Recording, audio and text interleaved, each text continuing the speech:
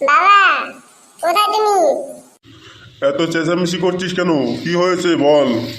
যেভাবে ডাকছিস মনে হয় পাহাড় উল্টে আসছিস। না, পাহাড় উল্টে নাই, এবার উল্টাবো। আমাকে বিয়ে করাও।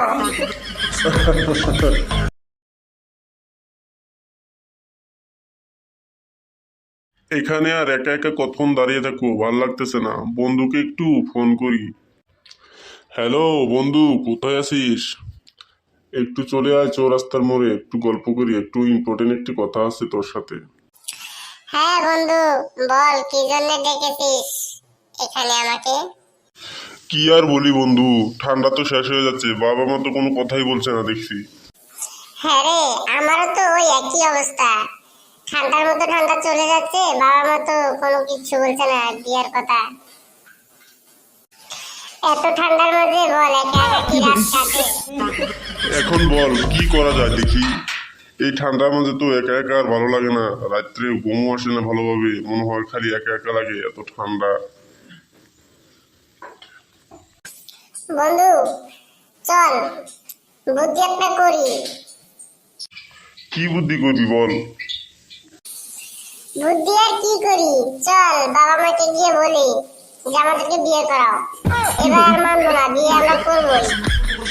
চল আমরা এবার বলবো বউ আমাদের লাগবেই, একা একা আর আমরা থাকতে পারবো না। ঠিক আছে, চল তাই করি। বাবা, বাবা, বাবা, কোথায় তুমি? এত চেঁচামেচি করছিস কেন? কি হয়েছে বল? যেভাবে ডাকছিস মনে হয় পাহাড় উল্টে আসছিস। না, পাহাড় উল্টে নাই, এবার উল্টাবো। আমাকে বিয়ে করাও।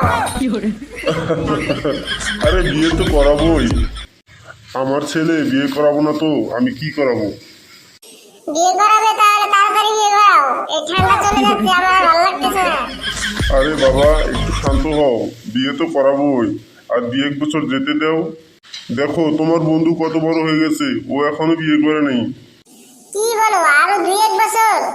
এতদিন কে থাকবে এই ঠান্ডার মধ্যে? কে একা একা কষ্ট করবে? আমি আর পারবো না। আর আমার বন্ধু, ও বাড়ি গিয়ে বিয়ে করবে। কি রে বন্ধু, বল বিয়ে করবি তো? হ্যাঁ হ্যাঁ, আজকে বাড়ি গিয়ে বিয়ে করে ছাড়বো।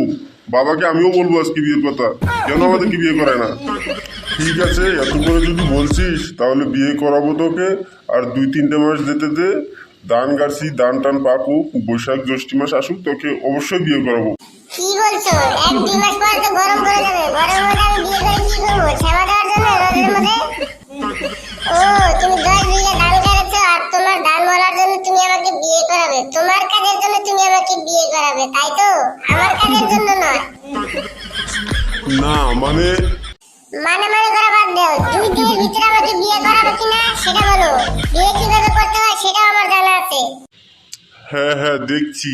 দেখা দেখা নাই, চলো বিয়ে করতে যাই। আর আমার ঘুম ধরে না রাতে, এই শীতে রাতে একা একা। ঠিক আছে, এত করে যদি বলছো তবে করাবো। এই না হলো আমার বাবা।